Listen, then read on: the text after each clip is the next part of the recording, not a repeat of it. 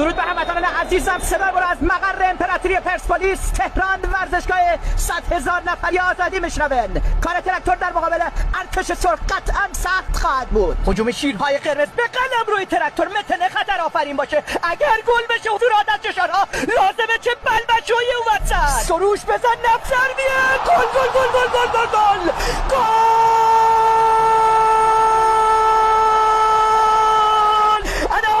شل كل موشك والسوبرسونيك في صراط المستقيم فمن الكون فيكم أنت بين الماد وصدق الله العلي العظيم.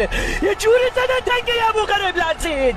جنون جنون جنون. حبیبی پرسپولیس تراکتور ترموستات قف بکنه واشر بسوزونه. سیاسی امید علیشا خطیره و سوپر گل من الله دافق.